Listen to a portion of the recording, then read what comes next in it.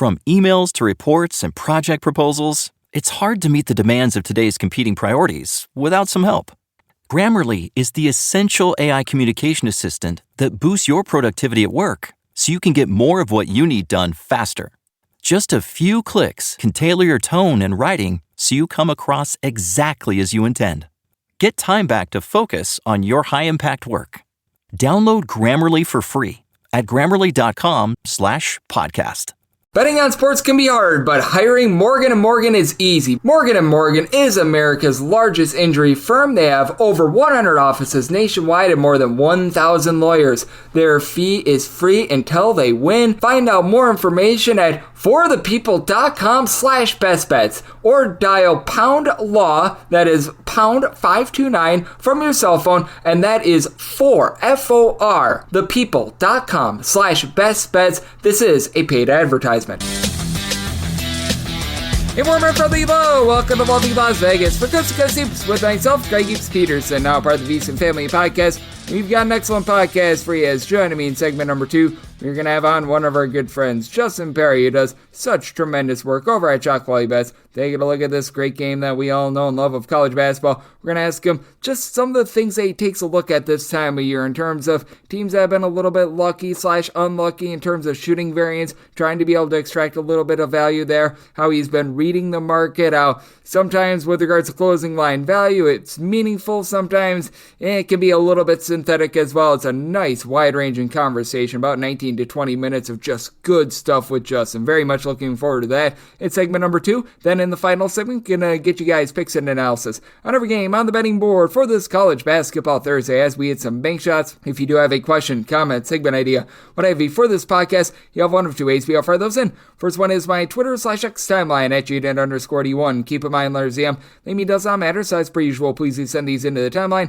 And the other way is find an Apple Podcast review. If you rate this podcast 5 stars, it is very much appreciated. From there, you're able to fire in whatever you'd like to hear on this podcast via that 5-star review. Did not get in any Twitter/X questions today, but had a great day of college basketball on Wednesday. Let's take a look back at it, try to find some trends, and try to get to know these teams a little bit better. Games from yesterday is Greg buzzing about. Here is the rowdy recap. Not a lot of ranked teams in college basketball in action on Wednesday, but one team had an almighty struggle as Kentucky. They get by Colgate, but by kind of 78 to 67. Keep in mind, Kentucky without Lamont Butler, also without Kirk Kriisa in this one, so that meant a lot more Kobe Bray in this game, and he was solid, 5 of 8 from three-point range. He typically is coming in off the bench, popping threes. Now he had to be in the starting lineup, but clearly looking for that main facilitator, as every single starter for Kentucky was able to put up double figures, but only a combined 9 points off the bench. Meanwhile, for Colgate, they shoot 11 of 33 from three-point range. It's been a little bit of a less than savory season for them, but they were able to get 17 points out of Parker Jones.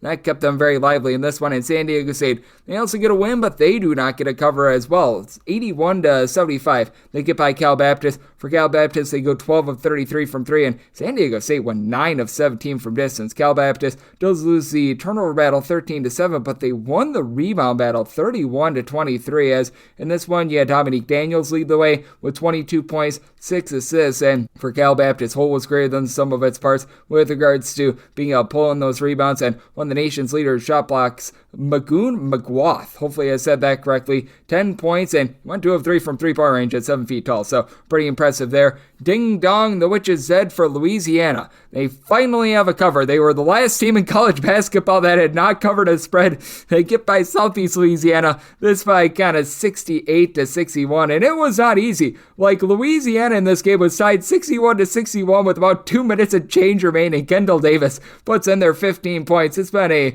not so great year for Louisiana and Southeast Louisiana, just 2 of 14 from three-point range. So the Raging Cajuns are able to get the job done, and they are on the board with a cover. Also on the board with a cover was BYU, as it's been a not so great year for Fresno State, 95 to 67 the final. And for Fresno State, they've been really interesting with regards to their totals, because they've been an up-tempo team that has not necessarily put the ball in the basket, so they were able to get an over in this one. I think that it was only their second or third over all season long, but for this BYU team, they go 14 of 34 from three-point range. They had every single one of their starters scoring double figures, including Trevin Nell, who supplied the team with 22 points, 10 rebounds. For Fresno State, hopefully you took this one if you took them at 28 plus, because this number moved all over the place, but we're able to get 15 points out of Jalen Weaver as well. So BYU, a nice win there. And then we also saw Nevada get a win and cover over South Dakota State. This by a count of 77-63. South Dakota State actually shot it pretty solidly from three-point range as well. They go a combined 12 of 35 from distance, as you had a 4 of 12 three-point shooting expose from Joe Saylor, who put in their 15 points, but not a lot of help around him. Meanwhile, for Nevada, you had 16 points, 6 boards, 6 assists out of Nick Davidson to be able to pace away, and then off the bench, 14 big ones out of Tyler Rollison for them to be able to get the job done. Utah Valley's been a little bit of an interesting team, 80-57. They get by a North Dakota bunch, has very much been a scuffling thus far this season, and well, this team is right now scuffling in terms of against the spread record. Louisville, after a very nice start to the season, they now have just 2 overs to 8 unders. This was one of those overs, 77-74. They get by UTEP. They do not cover double figures, so as they went 6 of 34 from 3. They should see some three-point shooting positivity coming moving forward, but for UTEP, 9 of 20 from three-point range for them, as off the bench, 14 big points out of Ahmad Bynum, as he was able to bury those threes, and they were able to find a way to persevere. North Alabama, another road win for them. They have pulled off a few road wins as a money line underdog, 74-67. They take down East Carolina, as East Carolina goes just 5 of 24 from 3. North Alabama, 9 of 24 from distance. Shakari Lane, 19 points, and a double-double, 12 points, 11 boards out of Tafe Fields as well. So a very good performance. Heck, Daniel Ortiz, who was over at UAB last season, he was actually the low man in terms of starters, in terms of scoring. This was a low point for UW Green Bay. They lose to their intrastate rival UW Milwaukee, 88-67. We saw Doug Gottlieb speculating about Bill Belichick on Fox Sports Radio in the AM.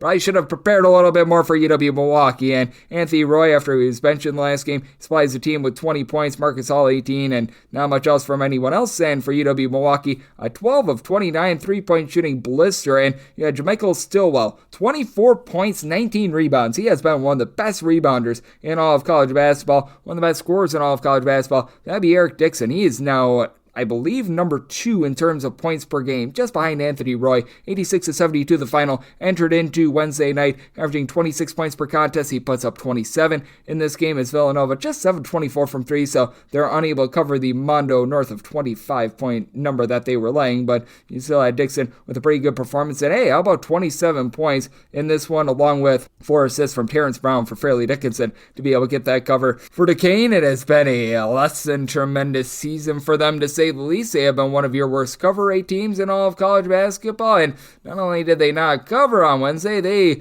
lost outright. They lose Maine by a kind of 61-56. For Duquesne, now 2-8 against the spread thus far this season. As for Maine, they go just 4 of 9 from three-point range, but they made them count, and Duquesne does go 11 of 26 from three-point range. Problem was they lost the turnover battle by a kind of 19-14, as this Maine team, they do a great job of generating steals. Kellen Tynes, Jaden Clayton, between the two of them, 8 steals to be able to get the job done for Maine. And then NJIT, well, they have not been getting the job done straight up against the spread, no matter what metric you're looking at. As Delaware State, they are able to get a nice quality win here by kind of 71-59. As for Delaware State, they hold NJIT to 5 of 27 three-point shooting, and NJIT been one of your best under teams in all of college basketball thus far this season as well. UMass Lowell, they were able to just get by Long Island. Long Island has actually been able to cover quite a few spreads as far this season. They were catching double figures, so they did so once again on this night. 69-62 the finals for Long Island. They hold UMass Lowell to 6 of 23 point shooting and really slowed this game down. They were able to win that turnover battle 17-11, so kudos to them. By the way, Fairleigh Dickinson out there in the NEC as well. I touched upon before, they covered against Villanova. Now 7-2 against the spread, so they've been a team that has been able to cover quite a few games thus far this season, and we also saw this team be able to get the job done early on. Baylor, 94-69. They take down Norfolk State, as Baylor has been one of your top over teams in all of college basketball thus far this season, and for that matter, so has Norfolk State, as both of these teams have just been blistering with regards to their scoring. For Baylor, 8 overs and 2 unders thus far this season, and for Baylor, they went in this one 9 of 26 from three-point range, which is actually low for them at home, but you had Norfolk State lose the turnover battle 20-8, and you had a double-double, 16 points, 13 assists out of Robert Wright III. He was Mr. Wright on this day, as Baylor had 4 different starters score at least 16 points in this one, and scoring big points right now has been underdogs in college basketball all season long. If you've been taking them against the spread, you've been doing quite well, as the dogs are hitting at a 51.6% clip thus far this season, 815, 763, and 24 against the spread. Overs still hold a little bit of a lead on unders, 798 overs to 782 unders. Meanwhile, if you're looking at just the last 7 days in college basketball, been a little bit overwhelming. 114 overs, so 106 unders, so 51.8% hit rate there. And the favorites have been able to regain a little bit of form, 111, 109, and 5 against the spread. So that's where we're seeing college basketball right now, and that's where we're getting trend-wise. Now coming up next, so how about if we talk some shop with Justin Perri? We're going to be looking at a little bit of everything, how to approach this time of year. Why? Just because you have smaller slates as well, it doesn't mean that you need to go hog wild on the card, and so much more. And we'll be chatting with him next right here on Coast to Coast 6 with myself, Greg Peterson, now a part of the Beast and Family Podcast.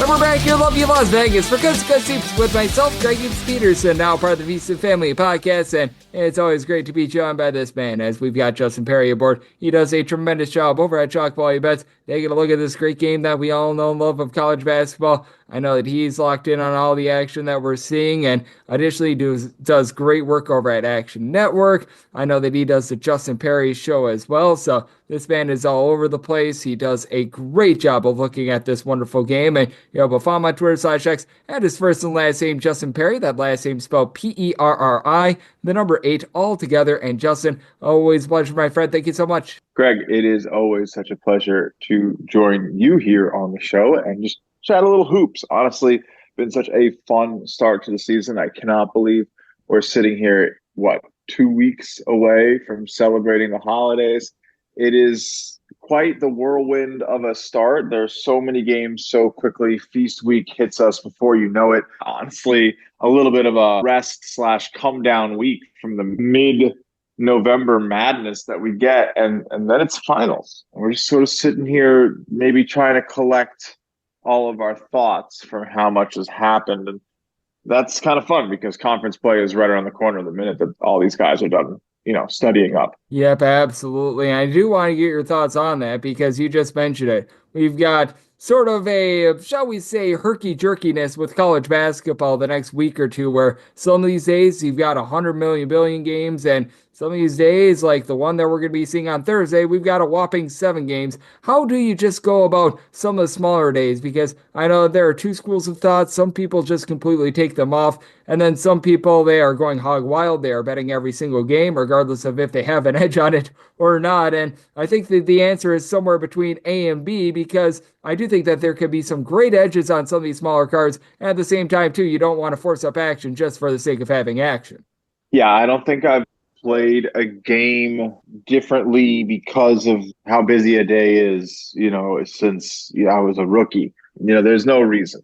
There is, if you're, of course, gambling just for entertainment, which is very much a thing that, I sometimes enjoy doing, just like many people, I'm sure, who are tuning in do. But we're here to discuss doing it with the idea of like for sport, for profit, to really win and beat the odds. So in that sense, I do not, approach any game any differently. If it ticks off the boxes that I need in terms of how I model games and the edge I'm looking for, it gets money on the table. That's just how it works. And it's a robotic process. So I don't really have to think too much about it, which is what keeps me clear-headed and able to adapt, because it's just whatever the stats are telling me to do. Yep, exactly. It might not be the most exciting answer, but in my opinion, it absolutely is the correct one. You play your edges. You don't go outside your comfort zone and be like, oh, we only have 7 games today. Instead of betting my standard 1 unit, we're going 3 units on every game because we have a third of what I was expecting.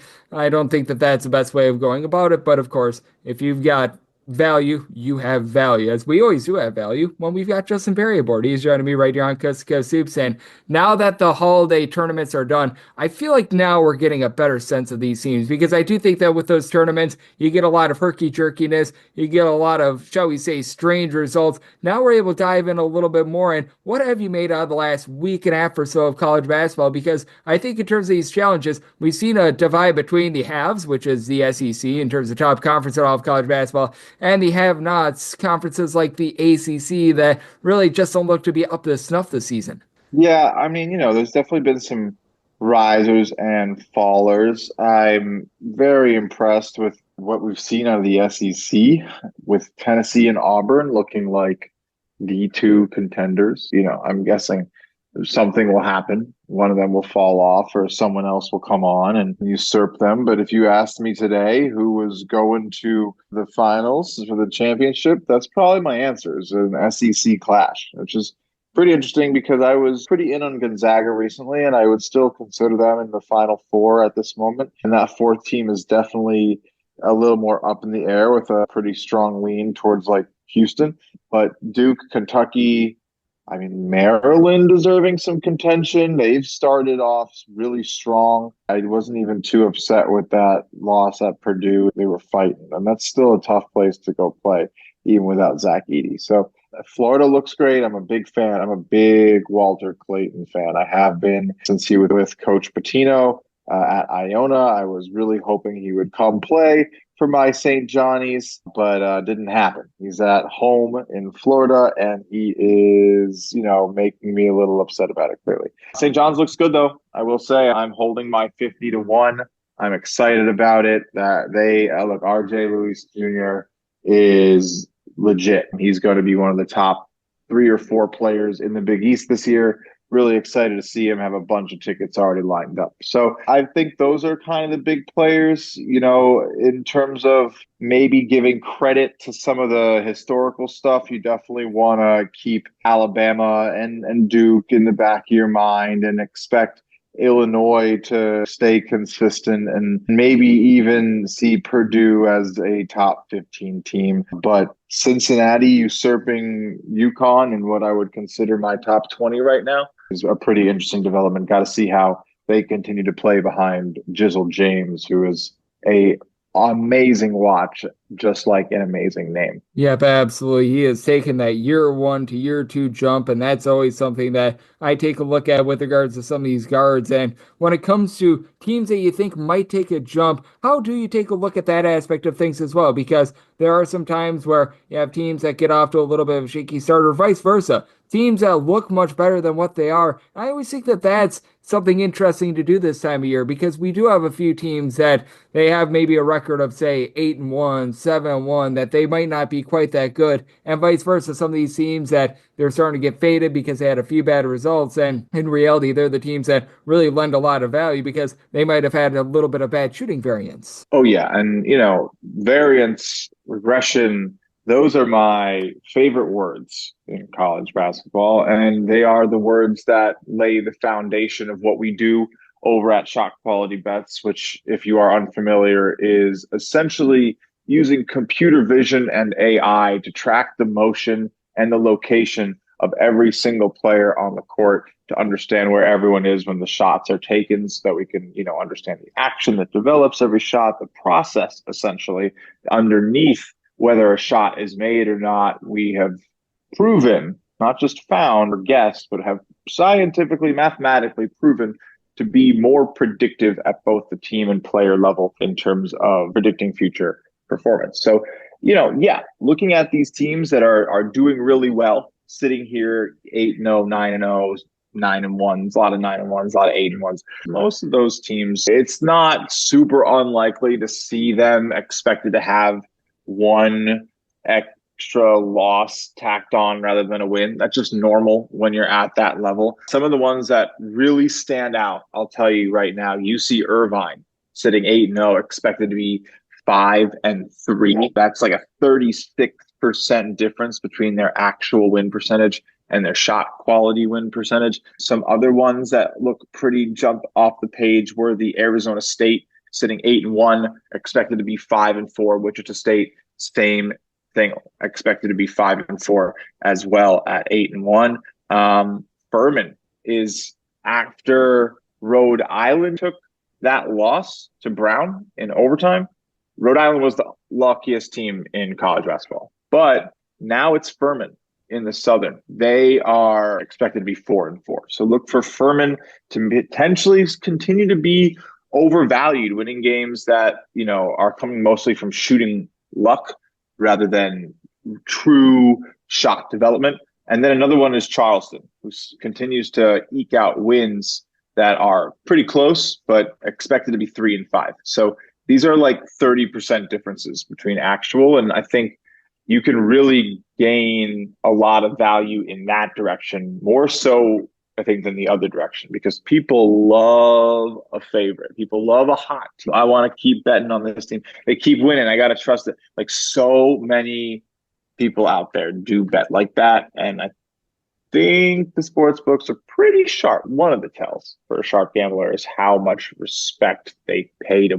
books, like not just being like suspicious and just like understanding how it works and understanding how line movement works, not necessarily respecting every single line, but respecting the process of it all. Those are spots. When you have those wins coming in, you have to understand that the books will, sometimes shade or sometimes react to public money and that come in on the teams that are making headlines because they're 8-1, 7-1 as we get into late December. And that can be a good spot to take points against, especially not always money line, which will, again, have equatable value. I'm a big spread guy in college basketball. I know you are too, Greg. It's a great time to sell high on a lot of those teams. Yeah, I'm right there with you. And as you were talking, it just got me to thinking as well about a conversation I had on the old Twitter/X a few days ago about, and I air quotes here, trap lines. And I personally, maybe I'm just wrong here. I don't believe that there's such a thing as a trap line. Like a lot of people were talking about with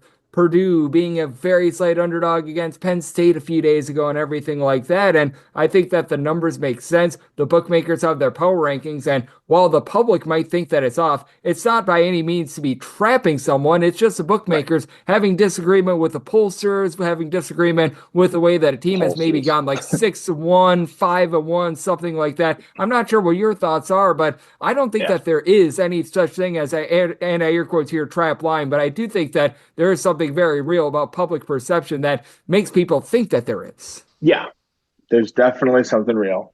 I think it goes with what we're talking about actually really well. It's exactly that, but it's the zig to the zag, or the zag to the zig, I guess, if you want to get into it. It's the inverse, the contrapositive, whatever relationship. I think it's probably more the contrapositive if you really want to get logistical. But what I'm talking about is it's like the spot tax. Oh, this team just lost a big game. They're primed to bounce back. They're really good. They're not going to drop 2 at home. Like all these things. Sometimes they impact lines. I don't personally believe they often do, especially in low major college basketball. Maybe if closing line value, we could sit here and talk about it for a long time. And I don't think it is what it was when, gambling and sports betting were not as tied to popularity of influencers and how many followers and liquidity that you can command behind you. You don't really get the same validity of the, I guess, closing line value that you did when it was just really quiet and it was just professional gamblers getting down and seeing if they would beat the market because it was a true market. Now it's a popularity contest market. And if RAS goes and drops a play and you got there before them, you're going to, well, yeah, you beat the market. Congratulations. But is that really that true? I don't know. I don't think so. I call that synthetic closing line value. But anyway, I digress. No, they definitely do not exist. Books are, at the end of the day, setting openers based on efficiency models and power rankings. Those are synonymous.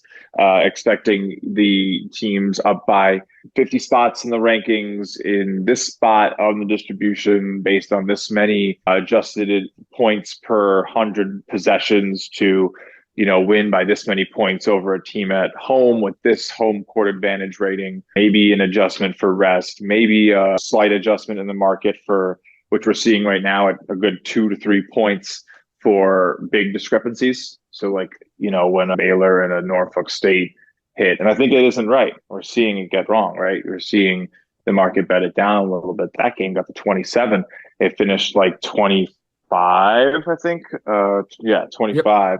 And right by the hook, it closed 25. But 27, 26 was pretty valuable. It's because early in the season, there were a lot of blowouts. But, now we're kind of getting our sea legs under us and you're not as fresh. So that talent disparity maybe isn't as pronounced when guys have been traveling and running around to MTEs and rotations are a little bit, deeper. So, we'll see. And the market reacts and the books, tweak lines overnight a little bit more, extras open a little bit differently. So, yeah, I don't think there's trap lines, especially in college basketball where, it's not really so much of a secret that it's just, can you outsmart Ken Palm's model? And can you figure out the spots where he might potentially be wrong for one reason or another?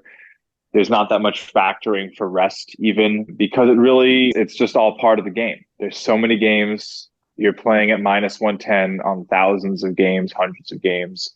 The book is going to take those odds. They just are. And I wish I could play at plus 110. I'd be on a beach too. I'd have towers in my backyard as well. So yeah, I always joke I'm on the wrong side. It's mathematically so different. So yeah, no such thing as a trap line. Books just trying to put themselves in the spot to get the most value out of that plus 110 as possible. Yep, no question about it. And I think that that's so well said by you, as Justin Perri does such great work over at Chocolate Bets, showing me right here on Coast to Coast Hoops. And in terms of what we do have for Thursday, we were alluding to it a few minutes ago. Very, very light slate, just 7 games in total. Anything that is jumping out to you? Because other than the Iowa versus Iowa State game, a lot of, shall we say, lesser games, but you know as well as I do, making money is not about how big the game is, it's about how big the edge is. Yeah, I mean, some interesting game. I'll say that. I mean, there's not anything that I think the average fan's going to jump at outside of the interstate Iowa battle there, which is going to be great. That's one of the games of the week for sure. I think you can probably look at a couple of these teams. I think Virginia is still too well respected. It's going to be gross. And actually interesting because if Bethune Cookman can score early in that game and they actually look like they can get some shots off, I think you could take them live at any point. As for, a game like Campbell and the Citadel, I do think Campbell is pretty undervalued right now, and they are expected to win that game on the road. I think they'll probably get it done a little bit more handedly than expected. I'll likely be betting on them. UT Arlington, Arkansas State, pretty interesting spot. Arlington's been decent. I expect them to probably struggle traveling though. That's kind of a tough spot. Arkansas State, honestly, the program's doing pretty well. Brian Hodgson coming in last year, looking like the best that Arkansas has been since they got 1 year of Grant McCasland in 2017. So the program's looking like they're trending upwards. And I do think that when that happens, home games get very formidable.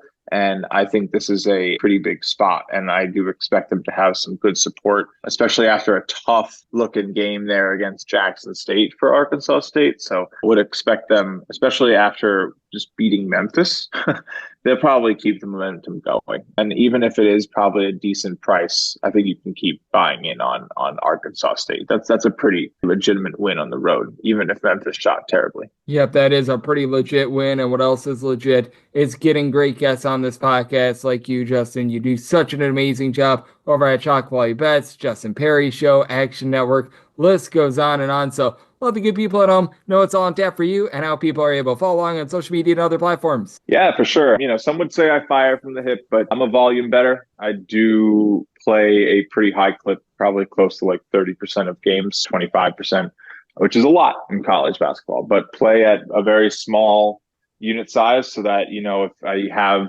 25 bets on a Saturday, it's, not anything too crazy. It's reasonable for when 2/5 of your week occurs in one afternoon. Anyway, I do a lot of different things. My biggest project is Shot Quality Live Betcast, which is our live betting show, which is on Tuesday and Wednesday nights, 7:45 p.m. Eastern, and also Saturday afternoons at 2:45 p.m. Eastern. We use our live in-game regression data to make in-game bets. Super exciting. Usually have great slates on 12, 15, 20 games at once, live betting them all using expected scores. So It's a lot of fun. Post a lot of other stuff too. Have my pick of the day that I do every single night. Cal Baptist plus 14, plus 15. I got a bunch of numbers. But anyway, it's a fun time. Do it all mostly through my Twitter account at Justin Perri, APERRI. It's a good time. College basketball, best sport on earth, baby, especially the best one to bet.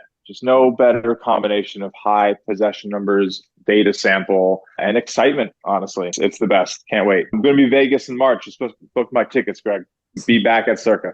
Absolutely. I will need to meet up with you then because there's no better person than Justin Perri to talk college basketball with. He does such an amazing job. Be able to take a look at the sport that we all know and love, and we were both on the same side of that Cal Baptist game as well. So always love to hear that, and always love to hear his voice on this podcast. Big thanks to Justin for joining me on Coast to Coast Hoops, now part of the VSiN Family Podcast. And coming next, it is that time of the podcast to give you picks and analysis out of game on the betting board for this college basketball Thursday as we hit some bank shots.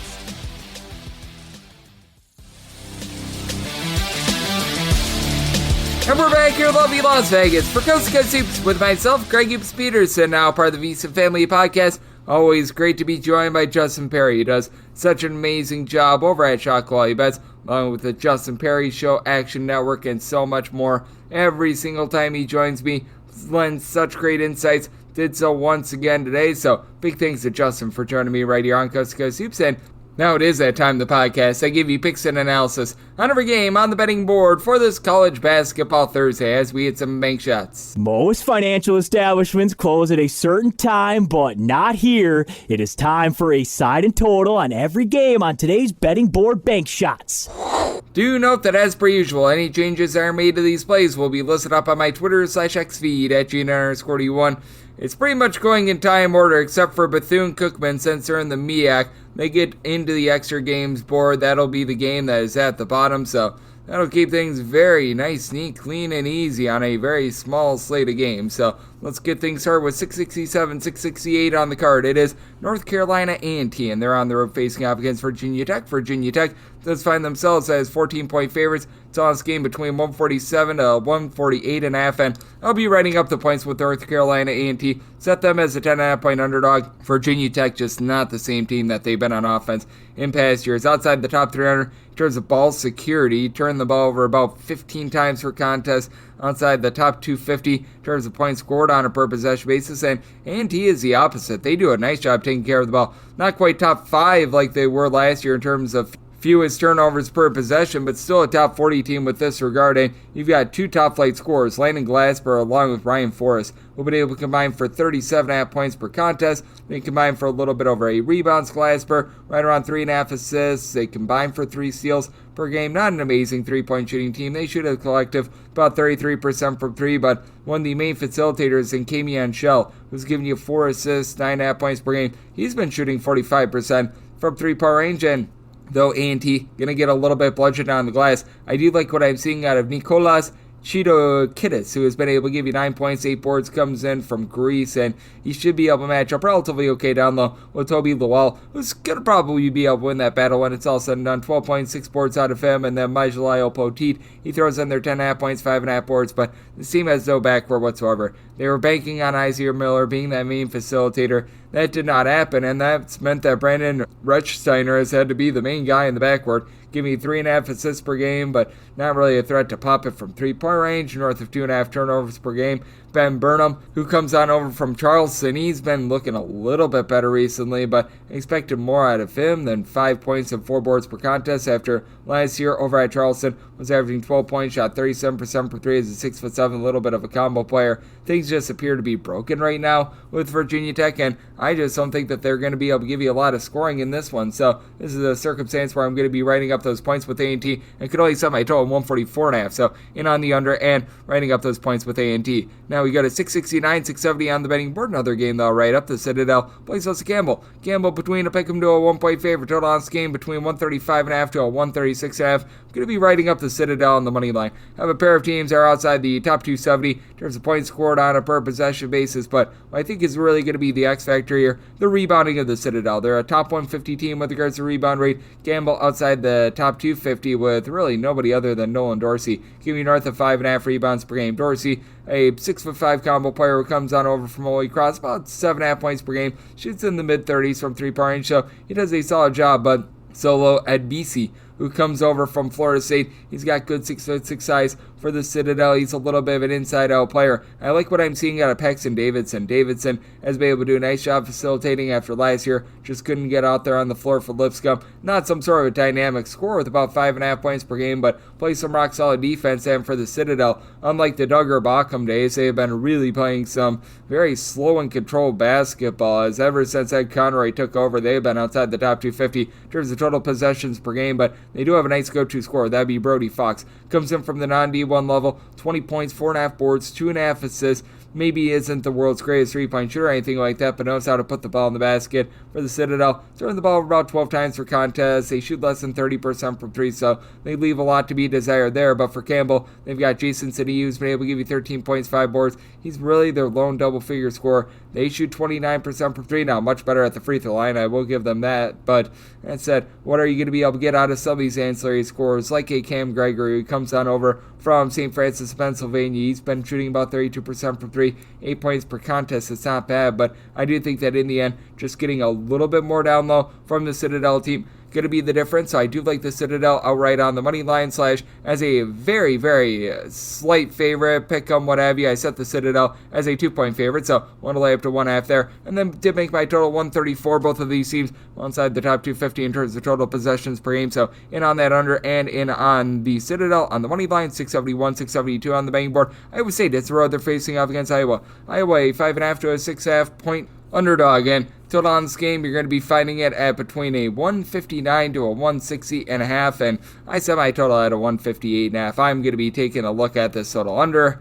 I do think that with Iowa State, they're just going to be able to clamp down on defense, a top 20 team in terms of points allowed on a per possession basis in Iowa. Year in and year out, a top 10 offense in terms of points scored on a per possession basis at home. Fully recognize that they've gotten to at least 80 points in 4 of their last 5 games, but they just haven't really faced a defense this season quite like Iowa State. Iowa State, a bunch that ranks in the top 10 nationally in terms of turnovers forced on a per possession basis, with Keshawn Gilbert along team and Lipsby leading the way. Lipsby has taken a step back with regards to his offense, 8.5 points, 4 assists, 2.5 steals, but shooting just 25% from three after last year was pretty rock solid from the outside. But you've got Gilbert, who's giving you 17.5 points per game, and then Curtis Jones, the main sixth man for the team, about 16.5 points per game, shooting 40% from three-point range, and then Milan Mosilovic shooting 50% from three, 12.5 points per contest for Iowa State, a team that they themselves, even though they generate a bunch of turnovers, they take good care of the ball. They're only turning the ball over about 9 times per game. Now, I did take the points in this spot. I set my line at 4.5, so 5+, was willing to take those points with Iowa. I do think that the home court advantage, one of the better ones that you're going to find in all of college basketball. This is an interstate rivalry, and Owen Freeman, I think, is going to be able to do a solid job down low against the likes of Deshaun Jackson and company of Iowa State, as he's been able to supply the team with 17 points, 7 boards, block and a half per contest. You can tell how different Iowa is when he's out there on the floor versus when he's not. And then you've got a nice spot of shooters, as you've got Price Sanford, who's shooting 40% from three, Josh Dix more around 39% from three. These two guys combined for 23.5 points per game. I think eventually you're going to see a better shooting percentage out of Peyton Sanford, who's shooting just 31.5% from three, but 16.5 points, 4 assists. He has been rock solid as the main guy, I guess you'd call it, along the perimeter for the Iowa team, a team that's only turned the ball over 10.5 times per game despite playing at one of the more up-tempo paces in all of college basketball. Do think that things get a little bit more limited with regards to offense, but I would say not quite the same team when they're on the road rather than at home. So I'm willing to take 5+ here with Iowa. Set my total 158.5. It's also in on the under. 673, 674 on the betting board. Arkansas State is playing host to UT Arlington, and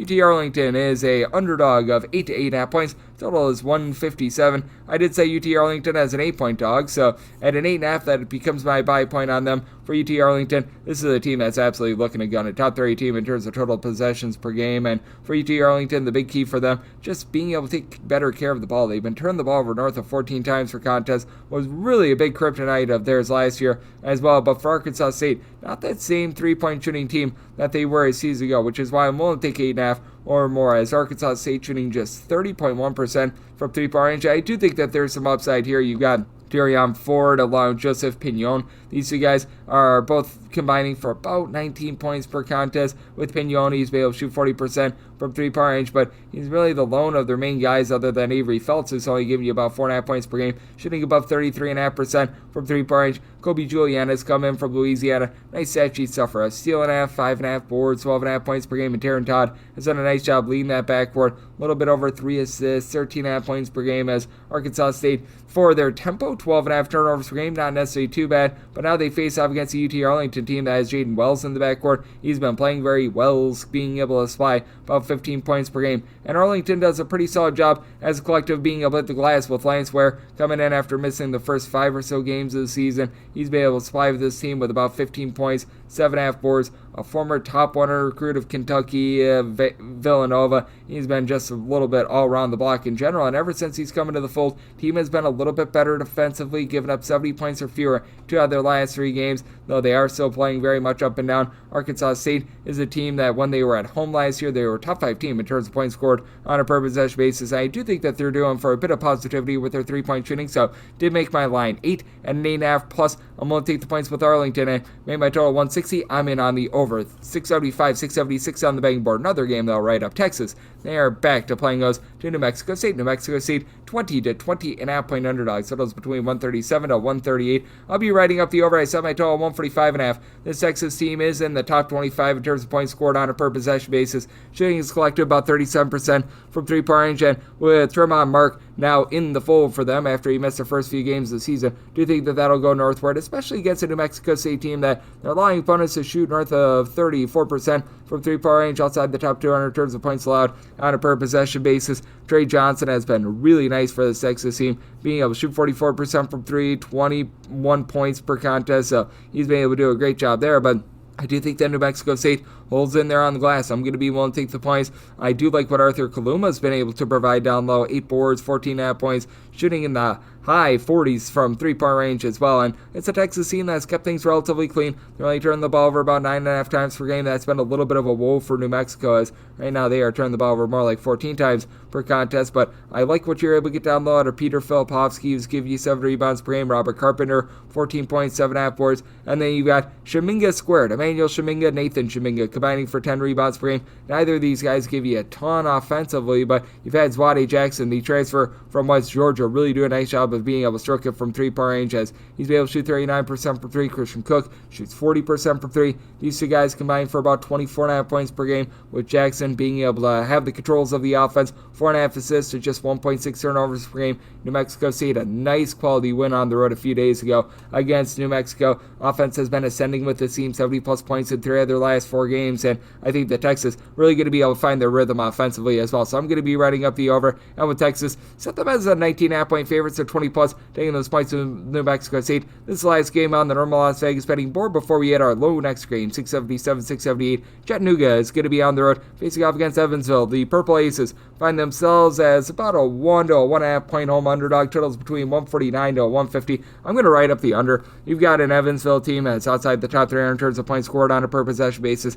Neither of these teams really gun it either. Both of these teams are outside the top 175 in terms of total possessions per game, and for Evansville, I just don't think that they're going to be able to hold in there against a Chattanooga team that they're going to erupt with their offense sooner rather than later. Right now, as a collective, they're shooting 27.5% from 3-point range, with on-or-off Trey Bonham, pair of guys that last year shot north of 38% from 3-point range. Combined shoot about 25.5% from 3. Between the two of them, you've been able to get about 24 points per game. Huff has been able to give you 3.5 assists per game, but Bash Weiland has actually been the top scorer for the Chattanooga bunch, being able to supply the team with 14.5 points per game. Comes in for Bellarmine. He's been a nice, shall we say, X-factor for the team, but Chattanooga does not generate for themselves a lot of second chances either. You've only got one guy giving north of 4.5 rebounds per game, and Sean Cusano, who's been at 6'9", able to give you about 5 boards, 8.5 points.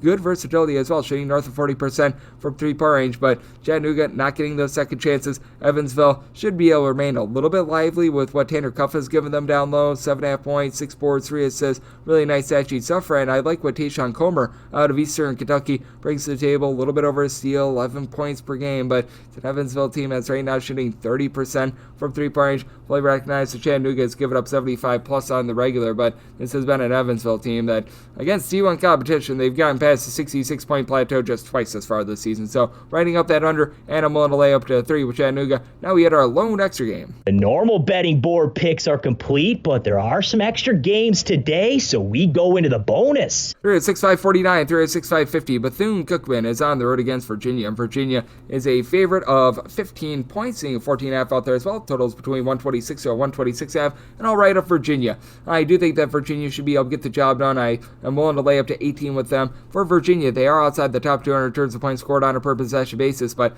they're also a unit that is shooting north of 38% from three-point range as collective. They're in the top 25 nationally with their three-point shooting percentage, going against a Bethune-Cookman team that right now they are hovering right around about 250th with regards to opponent's three-point shooting percentage, that being at 35%. For Bethune-Cookman, they bring in some really interesting pieces. Brayon Freeman, he was over at Rhode Island 2 seasons ago where he was one of their top scorers with 14.5 points per game. Did not play Division I college basketball last year, but he's been able to resurface. He's been one of their top guys with 16.5 points, 2.5 assists per game. It is a Bethune-Cookman team that needs to do a better job of taking care of the ball. They are turning the ball over 13 times per contest, but I do think that they're going to have enough pop to be able to give you pretty much what you need in terms of this total. I set mine at a 126.5 at a 126 or less. I'm in on the over, as you do have Trey Thomas, who's giving you 12.5 points per game, but this is also a Virginia defense that we saw last year and we're seeing it once again this year. They're giving up darn near 30 points fewer per 100 possessions at home rather than on the road. Isaac McNeely has been a really good three-point shooter at 50%